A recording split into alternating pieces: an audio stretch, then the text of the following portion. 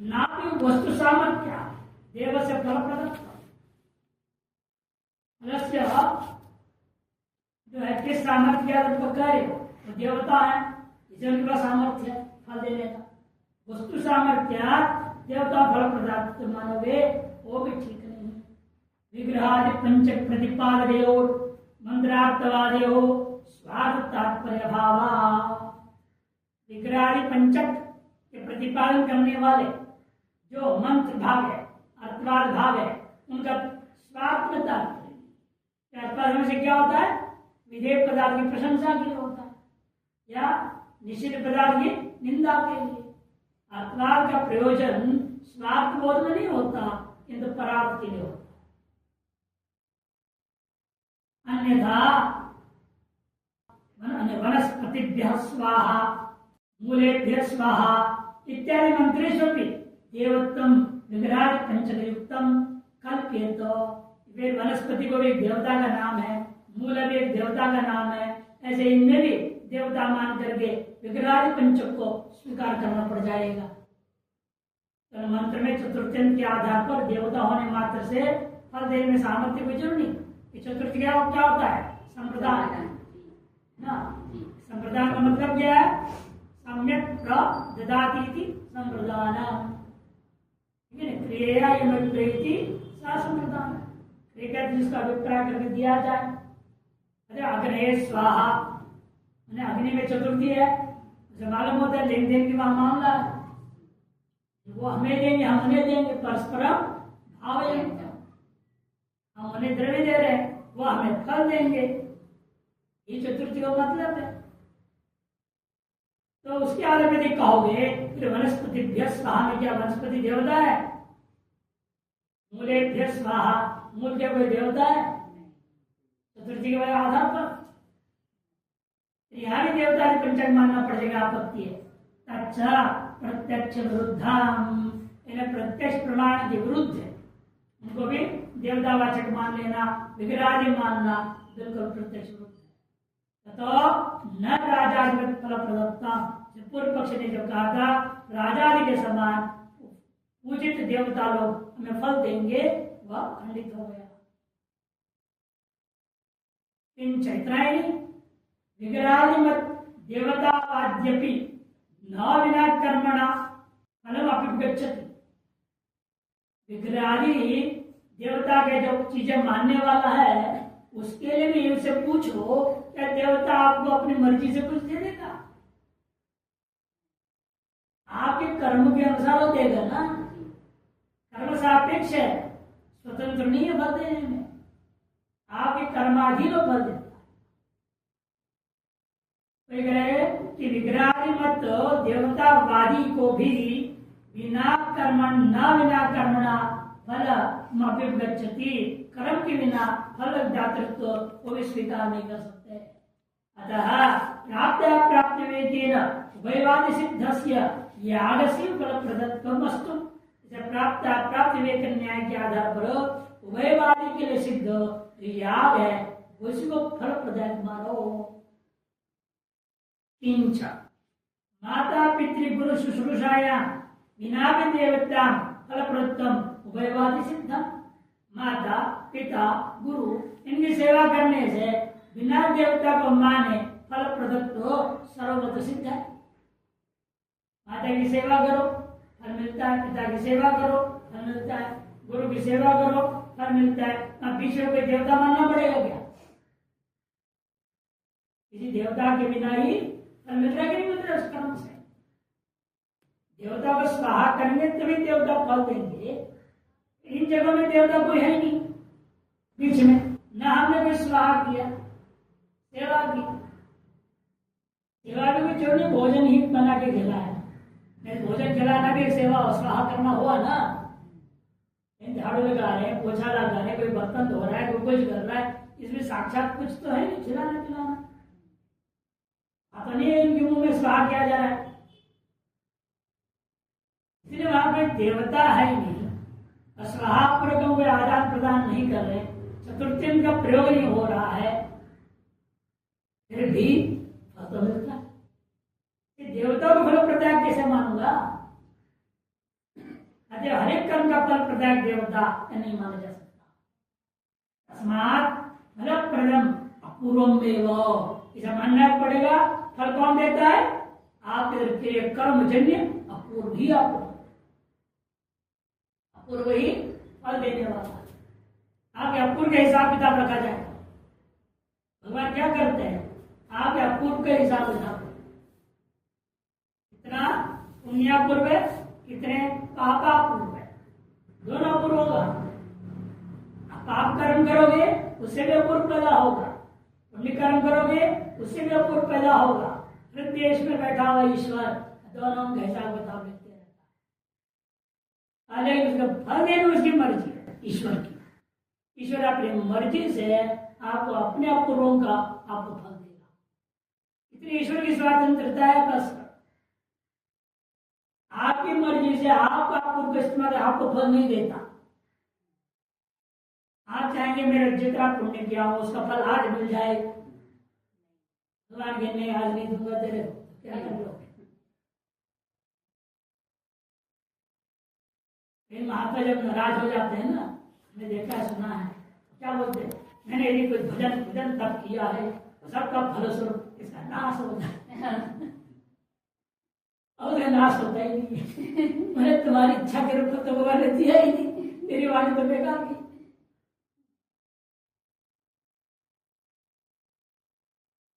इसलिए कहते हैं तस्मात् फल प्रदत्तम अपूर्वमेव धर्माणाम, जो है प्रयोजक सकल अंगों के धर्म ने सकल अंगों का प्रयोजक अपूर्व ही मानना पड़ेगा, देवता आदि नहीं।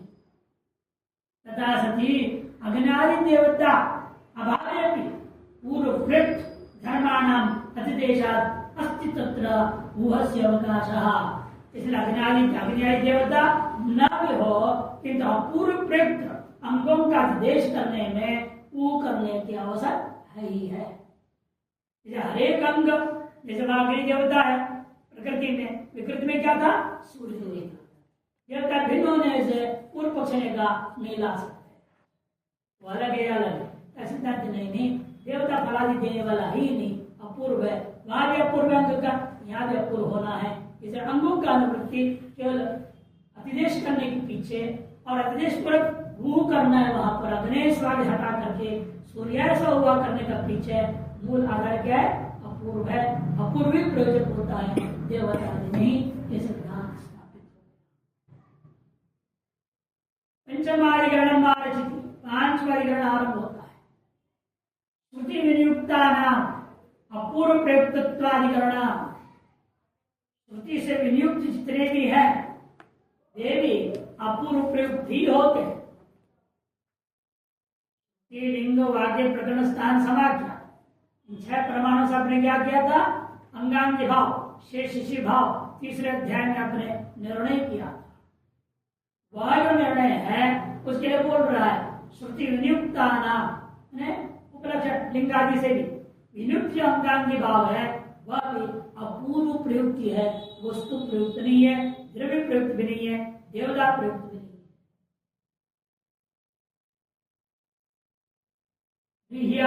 प्रयुक्तारो अपूर्वं वा प्रोक्षणादिषु वाक्यश्रुतिभ्यां आद्य स्यात् चोदिता कांक्षयान्तिमः। दोबारा विस्तार पूर्वक समझा रहे, लेकिन वहां पुनरुक्ति दोष नहीं, आगे समझाएंगे इसी ठिकान।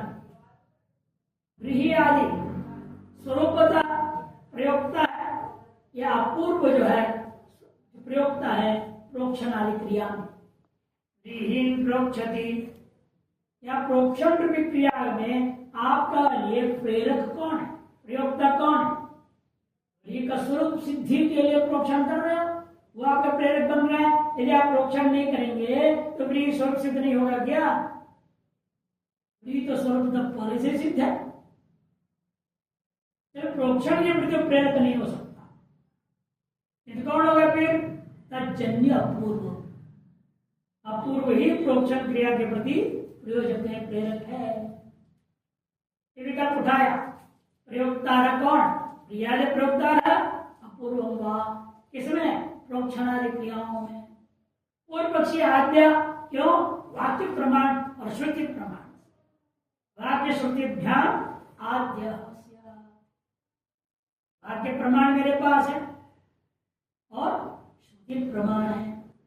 द्वितीय श्रुति है ना, व्रीहि क्या है? द्वितीय श्रुति है। और उधर वाक्य प्रमाण है। दोनों प्रमाणों की वजह से आदि पक्ष लो व्रीहि स्वरूप सिद्धि ही क्या प्रेरक बनेगा? मानो सीधा नहीं। चोदिताकांक्षा अंतिम विधि के द्वारा आकांक्षित कर्तव्यता है। आकांक्षित क्या है? आदि भाव है। अब उसकी आपूर्ति के लिए अब अपूर्व माने बिना नहीं चलेगा। जब अपूर्व ही प्रेरक बनता है, प्रयोक्ता बनता है, ऐसे अंतिम पक्ष नहीं चाहिए। प्रोक्षति इत्यत्र वाक्येन द्वितीया श्रुत्या च। प्रोक्षति अपने आप में वाक्य प्रमाण है और द्वितीय विभक्तिया श्रुति प्रमाण है। दो प्रमाण से प्रोक्षण है व्रीहि स्वरूपम प्रयोजकम। प्रोक्षण रूपी क्रिया में व्रीहि की स्वरूप सिद्धि प्रयोजक है। फलवत्वेन कर्तव्यतया चोदितस्य पूर्वस्य पितृकर्तायाम आकांक्षा भवति। ये फलवत्वेन कर्तव्य होता है। कोई भी क्रियाकलाप हम करते कर्मकांड में बिना प्रयोजन का नहीं कर सकते। आप फल के उद्देश्य कर तो कर रहे हो ना। ये फल उद्देश्य नहीं भी करो, निष्काम भाव से करोगे तो विधि सापेक्षित आकांक्षा को पूरा करना ही पड़ेगा। विधि के अधीन है। कर्मकांड पूरा क्या है? विधि के अधीन। आपकी कामना हो या ना भी हो, विधि के अनुसार वो कर्म करना है। अरे विधि की आकांक्षा वो महत्वपूर्ण है, न कि वस्तुवादी। इसे फलवत्वेन कर्तव्यतया, फल वाला होने से कर्तव्य होने के कारण चोदितस्य पूर्वस्य विधि के द्वारा बोधित जो पूर्व है उसकी इतिकर्तायाम आकांक्षा होती। उसी इतिकर्तव्यता में आकांक्षा होती है। व्रीहि स्वरूपम तो सिद्धत्वात्मक कर्तव्यतया चोद्यते। और व्रीहि का स्वरूप को तो या कर्तव्यतया आप विधि कर ही नहीं सकते, क्योंकि सिद्ध स्वरूप को करना क्या है? व्रीहि को बनाते हम है क्या? व्रीहि तो भगवान ने पैदा कर दिया। हम लोग क्या करते हैं? बीज बो देते हैं, खेती चला दिया, धान लगा दिया, रोपण कर दिया, हो गया। उसके बाद संभालते रहो, लेकिन फसल होना नहीं होना भगवान क्या? कहीं अतिवृष्टि हो गई, सब बर्बाद, खत्म। अब देहात में क्या है? बचा लो, नहीं कर सकते। इसलिए वास्तव में जो है व्रीहि की स्वरूप सिद्धि हमारे अधीन नहीं, न विधि के अधीन है। विधि बोलेगा तो होगा क्या भाई वहां खेती में? विधि के अधीन नहीं है व्रीहि उत्पत्ति स्वरूप सिद्धि, इसलिए वह विधेय है ही, इनका कहना है। किंतु गुणत्वेन, किंतु क्या है? गुणत्वेन विधि का विषय बनेगा। गौण है, मुख्य नहीं है। मुख्य क्या है? अपूर्व है। और अपूर्व ही इसलिए हमारे सकल क्रियाओं के प्रति प्रेरक बनता है। तथा द्रव्य स्वरूप से तीव्रता आकांक्षा, द्रव्य के स्वरूप के अंदर तीव्रता आकांक्षा की पूर्ति का सामर्थ्य नहीं। तस्मात् वाक्य श्रुति उपेक्षा, वाक्य प्रमाण और श्रुति प्रमाण दोनों की उपेक्षा करके प्रकरण प्रमाण के आधार पर अपूर्व से प्रयोजकत्वम इष्टव्यम, जो परमापूर्व है, फलापूर्व है, उसको प्रयोजक मानना चाहिए। यही उचित सिद्धांत है। सारे कार्यकलाप फलापूर्व की सिद्धि के लिए। जितने भी अंग है, प्रत्येक अंग अपना अपना पूर्व उत्पन्न करके क्या करेगा? उत्पत्ति पूर्व पैदा करेगा। और 10 परिणाम में क्या होता है? 6 उत्पत्ति पूर्व मिल करके एक 2 संज्ञा को पैदा करेंगे और 2 संज्ञा पूर्व मिल करके फलापूर्व को उत्पन्न करेगा। एक क्रम है, आपने देखा है। अतएव फलापूर्व भी मुख्य प्रयोजक होता है।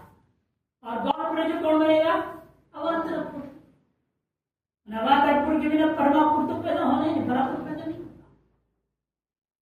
इसे कहीं प्रेरक कौन बनेगा? अवांतर पूर्व, कहीं फलापूर्व बनेगा। कोई व्यवस्था या दे रहे क्रमशः। इसलिए प्रकरण पूर्व से प्रयोजकत्व में न च अपूर्व प्रयुक्ते ध्रुवादो प्रोक्षण आदि प्रसंग। यदि अपूर्व प्रयोग कहोगे ध्रुवादि पात्रों पर भी प्रोक्षण करने की प्रसक्ति आ जाएगी।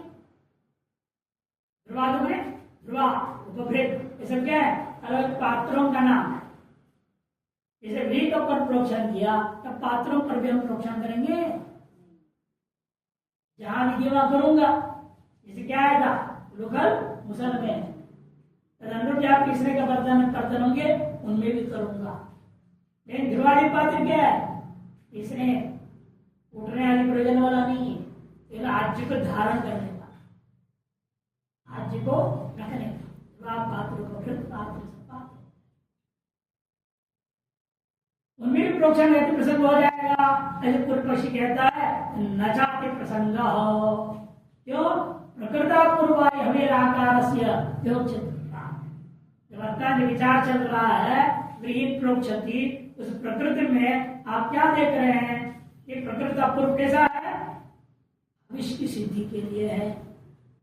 ये को प्रोक्षण करना, हमें का निष्पादन करने के लिए। लुखल को प्रोक्षण किया विश्व का निष्पादन करने के लिए। दृश्य ऊपर पर प्रोक्षण किया विश्व का निष्पादन करने के लिए। ये सब के द्वारा अपूर्व मिलकर के क्या होता है? पुरुषाश बन जाएगा और पुरुषाश हम अग्नि में डालेंगे। पुरुषाश के स्वरूप सिद्धि में उपयोगी जो होगा उन्हीं में प्रोक्षण माना जाएगा। अविष्ट स्वरूप सिद्धि में जो जरूरत पड़ते हैं उन्हीं को अपूर्व, इसलिए प्रकृता पूर्वाय हविर आग्रहस्य विवक्षित। ये बात तो पूर्व में कह चुके हो, दोबारा बोल रहे हो। कहते नहीं, वहां और यहाँ में अंतर बात वही समझाए। सप्तमस्य प्रथमाधिकरणे सन्निपत्योपकारेणाम आराधकारेणांच सामान्येन अपूर्व प्रयुक्तम अतिदेश आरंभ सिद्धे वर्णितम्। सप्तम अध्याय के पहले अधिकरण में भी यही बात कही गई थी, लेकिन वहां पर दूसरे दृष्टिकोण से था। सन्निपत्योपकारक आराधोपकारक जो सामान्य अपूर्व प्रयुक्त सकल अंग जो है, चाहे प्रधान अंग हो जो गुण कर्म हो, प्रधान कर्म और गुण कर्म अथवा सन्निपत्योपकारक हो आराधोपकारक नाम से है, उन कर्मों का प्रेरक भी वास्तव में कौन होता है? सामान्य न अपूर्व प्रयुक्तत्व अतिदेश का आरंभ करने के लिए हमने वर्णन किया था।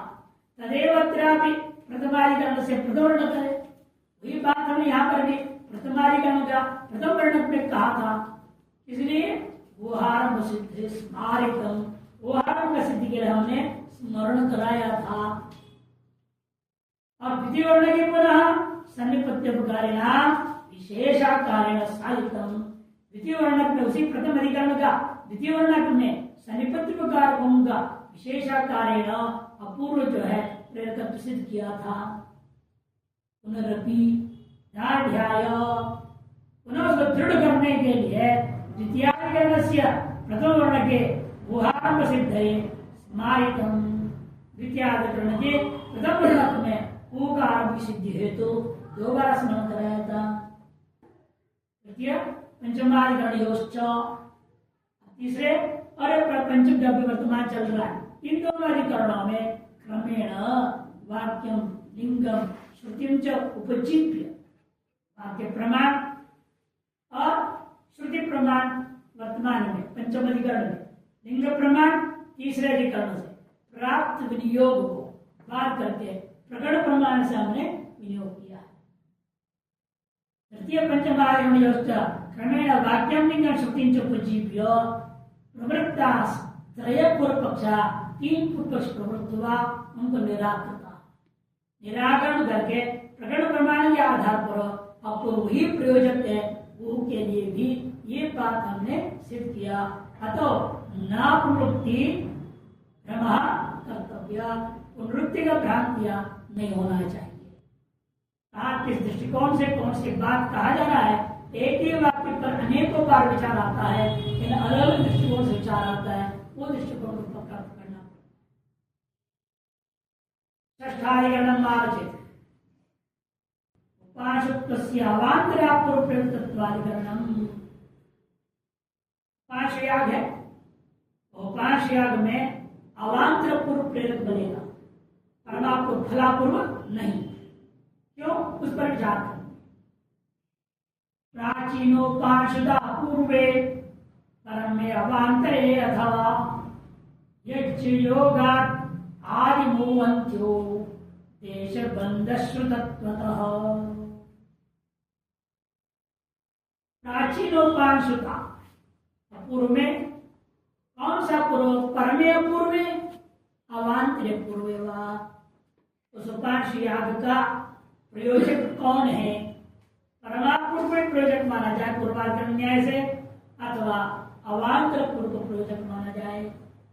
पूर्व पक्ष होता है यज योगा, यज का योग है वहां पर, यज्ञ योगा आदि महो परमापूर्व को ही माना। सिद्धांत्यो देश बंध श्रुतत्वतः, देश संबंध विशेष होने के कारण से यहाँ पर हमें अवांतर पूर्व को ही प्रयोजक मानना पड़ेगा। विस्तार पर बताएंगे पूरे प्रकरण भाग क्या है तो समझाएंगे। देखिए ज्योतिषों में श्वेत है सदा वा एषा यज्ञस्य तस्मात् यत् किंचित् प्राचीनम् अग्निशोमयात् तेन उपांशु चरन्ति इति। सरावा एषा यज्ञ, यज्ञ का यह छद्म गति है, यज्ञ का एक छद्म गति है, चाल पूर्वक किया जा रहा है, सोच में। दृष्टांत देंगे जैसे पक्षी को पकड़ना चाहता है आदमी, कैसे चलेगा? दौड़ दौड़ करके चलेगा, उड़ जाएगा वो तो, बड़े धीमी से चलेगा, किसी आवाज होने नहीं देगा, कोई गिरे गिरे की आवाज ना हो किसी प्रकार, बड़ी युक्ति से पकड़ना। छद्म चाल, संस्कृत में छद्म चाल, उसे यहां शब्द क्या वेद में? सरा, सरावा एषा यज्ञस्य, यज्ञ का यह जो चाल है छद्म चाल है, समझो। इसीलिए क्या किया जाता है? यत् किंचित प्राचीनम अग्निशोमयात्, अग्निशोमी याग करने से पहले जितनी इष्टियां होती है वे सब क्या है? धीमी गति से एक चाल पूर्वक मानो, यज्ञ सब सिद्धि के लिए किया जा रहा है। इसलिए सब उपांशु चरन्ति न उच्चरी, उपांशु मंत्र उच्चारण होगा, धीमी बोला जाता है। अपने को सुनाई दे उतनी का नाम उपांश, दूसरे की सुनाई दे वही खरी उच्चही, और उच्चही कहा जाए जोर से बोलो, हमको भी सुनाई दे, सबको सुनाई दे। शब्द आता है उच्चही और यह है उपांशु, दूसरे को सुनाई नहीं दे। ऐसे मंत्रों को बोलते हुए अग्निशोम से पहले के सारे कर्मकांड करना चाहिए, यह अर्थवाद है। अत्र उपांशुता परमापूर्वे संबद्ध, यह उपांशुता का प्रयोजक कौन है? साक्षात परमापूर्व, पूर्व पक्ष। उपांशुता परमापूर्व से संबद्ध है। क्यों? परमापूर्व प्रयुक्त है, परमापूर्व संबद्ध का मतलब क्या? परमापूर्व से प्रयुक्त है, वही उसका प्रयोजक है। शकुनि ग्राग गति न्याय न यज्ञ संबंध अवगमात, शकुनि ग्राग गति के न्याय से यहाँ पर भी उपांशु का यज्ञ के साथ संबंध मालूम होता है। तथा ही समझाएंगे कोई दृष्टांत दोनों। यज्ञ से संबंधी यत् किंचित अग्निशोमयात् प्राचीनम आराधकारम प्रधान हवि संस्कार कंचो, यज्ञ के संबंधी जो कुछ भी अग्निशोम याग से पूर्व काल में किए जाने वाले आराधकारक अंग है और प्रधान हवि के संस्कार अंग है, ये सारी की सारी चीजें तस्य सर्वस्य, तो सारी चीजों को उपांशुत्व विधीयते, क्या लगता है? उपांशु का विधान किया गया। ये जो नाम परमापूर्वम, ये किसको कहते? जो परमापूर्व है, सारे की का असली स्वरूप क्या है? परमापूर्व ही है। तस्य यज्ञस्य साध्यता, तो वह यज्ञ ही साध्य सकल क्रियाओं के द्वारा। यायोपासक अनुष्ठिति, वायोपासक अनुष्ठान है, इसके द्वारा साध्य कौन है? यज्ञ, मैंने परमापूर्व ही है। आज परमापूर्व ही उपासक होगा, प्रयोजन एषात् सरा। अब आप तो वर्तमान बाकी रहे। एषात् सरा मैंने छद्म गति, ये जो उपास पूर्वक जो कर्मकांड किया जा रहा है पूर्वकालीन, वो सब के सब कर्मकांड मानव यज्ञ का छद्म गति स्वरूप है। यथा अधिष्ठान समझो, यथा शकुनिं निक्षिक्षतः प्रच्छन्न गतिर्भवति, जैसे किसी पक्षी को ग्रहण पकड़ने की इच्छा से चलने वाला व्यक्ति प्रच्छन्न गति वाला होता है। शनैः पादन्यास दृष्टि प्रणिधानम अशब्द करणंच, धीरे धीरे चाल करेगा, पैर रखेगा धीमी धीमी से, ताकि आगे जो बैठा पक्षी को पता न चले। और दृष्टि का प्रणिधान, बिल्कुल ध्यान से एकाग्रता पर रखेगा उसी का दृष्टि। और शब्द करण, शब्द न करना, इसका नाम छद्म गति, पक्षी को पकड़ने के प्रति छद्म गति। ये सब करता है शब्द अकरणंच इति तत्सर्वम शकुनि ग्रहणाय। सारे काम क्यों करना है वो इतनी धीमी से? ये तो उपासित होगा ना, ये उपासक का दृष्टांत दिया गया। उपासक के लिए दृष्टांत किसने दिया? क्यों है? उपासक में क्या होता है? धीमी बोलना होता है। यहाँ भी क्या है? धीमी गति, आवाज न होना, दृष्टि में विक्षेप न होना। उसी प्रकार वहां भी हो रहा है। इसीलिए तत्सर्वम शकुनि ग्रहण करने के लिए यहाँ पर से उपासक तो पूर्व जो कुछ भी धीमी गति से हो रहा है, ये सब किस लिए है? परमापुर के लिए मानना पड़ेगा।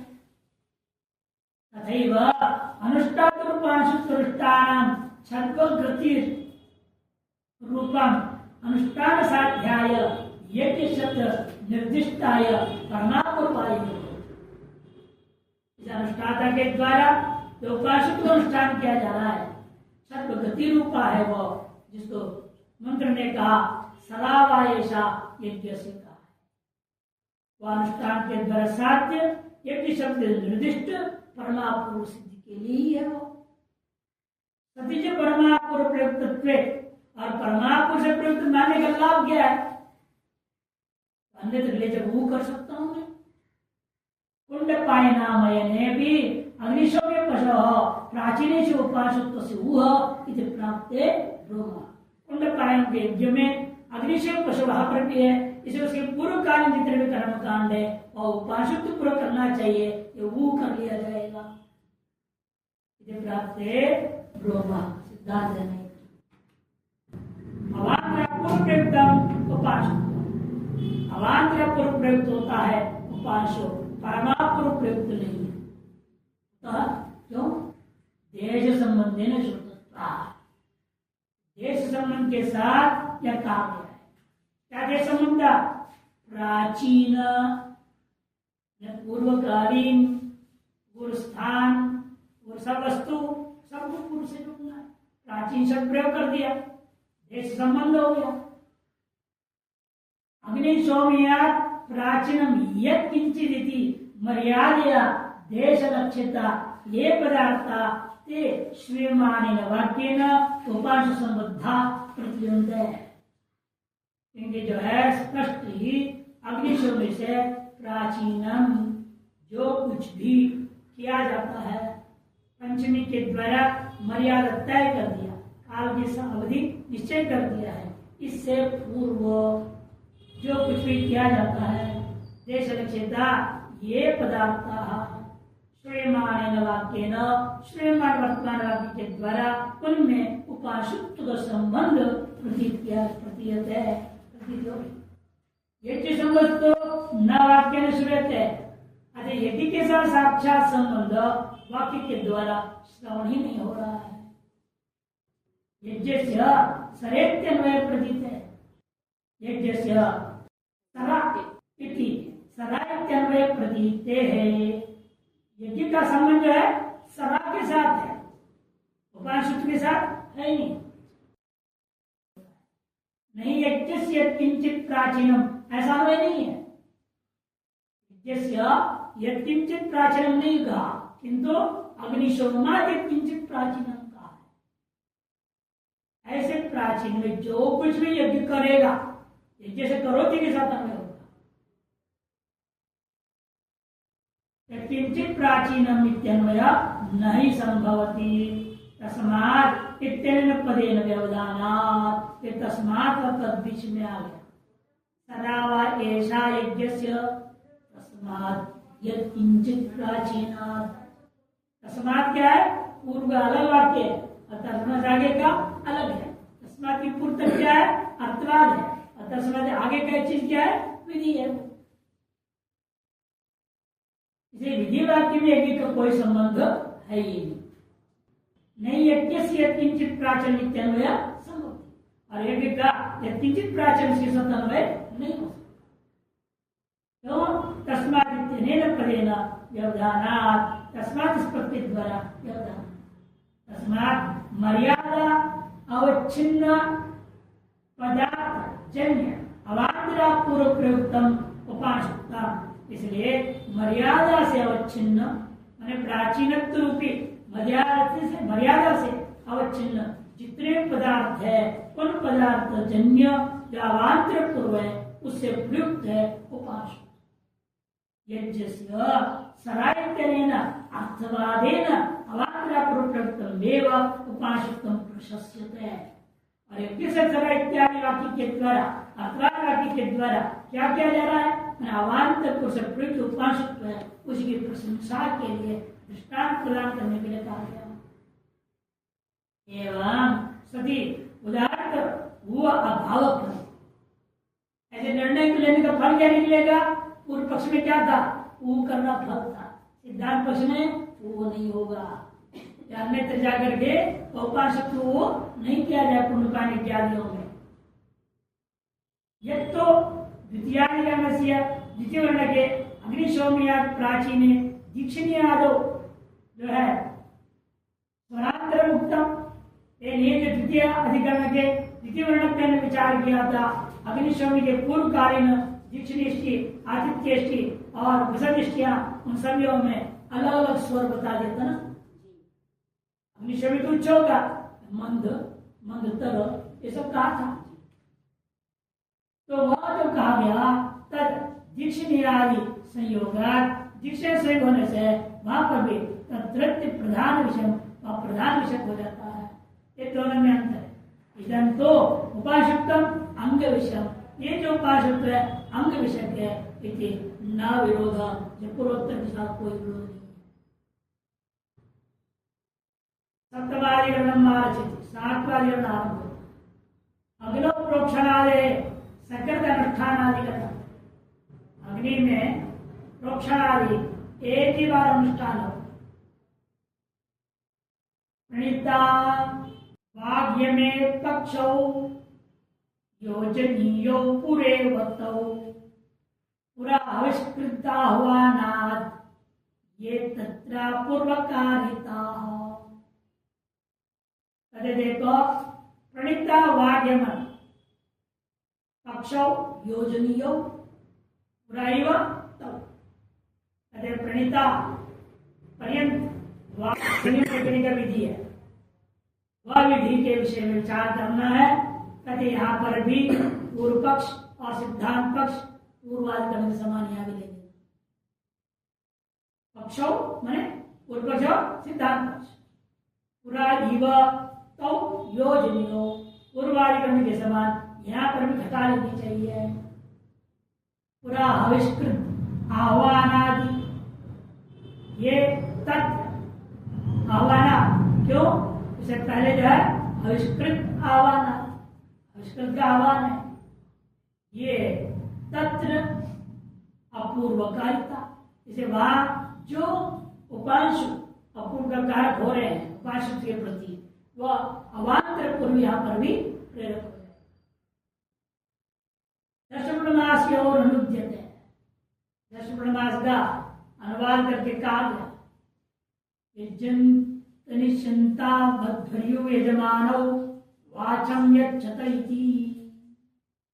यज्ञ का विस्तार करता हुआ, यज्ञ का अनुष्ठान करता हुआ काल में अध्वर्य और यजमान ये दोनों क्या करें?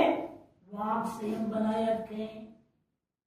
हाथ बात कोई बात नहीं, यज्ञ कर्म संबंधी तत्धर्मों के बारे में एक दूसरे को निर्देश कर दिया, उतना है। ये नहीं कि पंडित व्याख्या करने लग गया हरे कर्म के बारे में। मूर्ख यजमान भी होते, पूछते हैं पंडित जी क्या करा रहे, ये क्या हो रहा है, वो क्या हो रहा है। अब बेचारे को मंत्र छोड़ करके उसी पर समझा नहीं समझाएंगे, कहेंगे पंडित जी गिरत होता है, रटे हुए मन बड़े बड़े बोल देते हैं सवाल। बताने लगो तो किस्मत से विरुद्ध हो गया, प्रधान हो जाएगा। यजमान को भी वाक से रखना है, उसको पूछना ही नहीं चाहिए, बोलना ही नहीं चाहिए बीच में। और उसकी व्याख्या पूछा बड़े उल्टा काम कर, अपन होता है इन चीजों में से। इतना वाक से उनकी महत्व याद करना, इस वाक्य पर विचार करना। तत्र प्रणीता संबंधिनी वांग नियम में यज्ञ संयोगात, प्रणीता संबंधी वांग नियम को लेकर के यज्ञ के साथ संबंध होता है। अतएव परमापूर्व प्रयोजक, परमापूर्वी प्रयोजक है ये पूर्व पक्ष, पूर्वाधिकरण के समान सिद्धांत नहीं। यज्ञ शब्द से तनिष्यंतौ इत्यादि, यज्ञ शब्द तनिष्यंतौ के साथ अन्वय है, वाचन यक्षता के साथ अन्वय है ही नहीं। न तो वाग्यमेन ततो न परमापूर्व प्रयोजकम, से परमापूर्व प्रयोजक नहीं सकता। तथा सती आविष्कृत आह्वाने वाक् विसर्गस्य विहितत्वात्, आविष्कृत के आह्वान तक में वाक् विसर्जन करना विधान किया गया। तथा पूरा ये प्रोक्षण आदि पदार्थ, इसे पूर्वकालीन जो प्रोक्षण आदि पदार्थ है तेषु अन्विता तत्रेण अवांतरापूर्वेण प्रयुज्यन्ते, उसमें अन्वित होकर के अध्वर्य यजमान वाक संयम कर रहे हैं, इसलिए उससे उत्पन्न होने वाला अवांतर पूर्व से वो प्रयुक्त होकर के होता है। इष्टका चयने सकृत प्रोक्षण आदि अनुष्ठानादि करणम, इष्टका चयन है यज्ञ मंडप बनाने के पहले ईंट तैयार करने पड़ते हैं। पहला काम होता है ईंट, ईंट बनाओ, उसकी भट्टी में आग लगाओ, वो पकते रहेगा, जो हफ्ता लगता है, तब तक यार एक स्थल को तैयार करो, बराबरी करो, पर बांधो, सब तैयारी करो। और एक ईंट तैयार हो गए, लारा करके ईंट बिछा दो।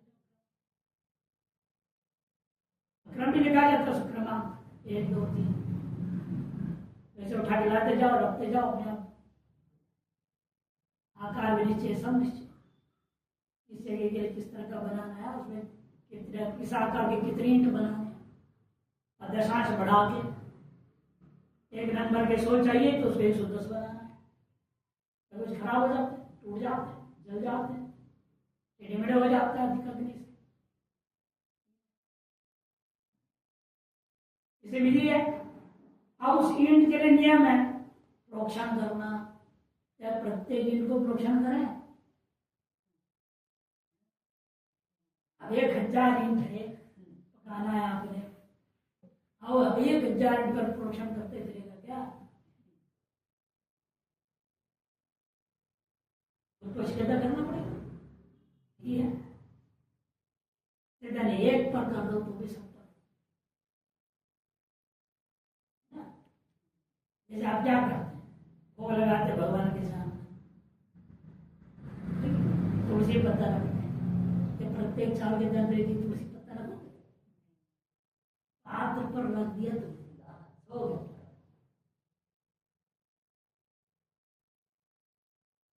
कितनी तुलसी चाहिए? 100 आदमी के लिए चावल पका रही हूँ, प्रत्येक बार भोग लगाने तुलसी पर खेल दे तो मुश्किल संभव। यहाँ पर भी प्रत्येक इनको प्रोक्षण आदि उचित। विकर्ष प्रोक्षणे कार्य प्रतिष्ठकम उठैकधा आद्यो अवयव्यसत्वेन मैवं भूत देश सत्वतः। दो तो होना चाहिए ना, मैवं भूदेश सत्वतः। एवं भू अलग करना पड़ेगा। एवं भू मैं माँ के योग में ना अडाकाडम नहीं होगा। मैवं भू देश सत्वतः। देखो विकर्ष नाम एक कर्म होता है वहां पर क्या है, ये डंडे में मंडूक को बांधा जाता है, गढ़ और उसे कर्षण किया जाता है। प्रत्येक इंच के लिए से करोगे क्या? और प्रोक्षण भी विकर्ष प्रोक्षण कार्य प्रतिष्ठकम उतैकधा। प्रत्येक इंच को करना है, एक साथ सब पर छड़क दे, काम हो गया। एक भी विकर्षण कर दिया, सबका विकर्षण मान लिया जाएगा। आज देवपुर पर कहता है कोई अवयवी ढेर नहीं है यहाँ पे, अतएव प्रत्येक को करना पड़ेगा। अवयवी असत्वेना आद्यो मैवं भू। सीधा एक अवयव भले ही नहीं है, ये सारे ईंटों का एक ढेर तो है ना, राशि रूपेण अवयवी मान लो। एवं मैवं भू ये सत्वतः। इष्टकामिर अग्निं चिनुते इति श्रुता।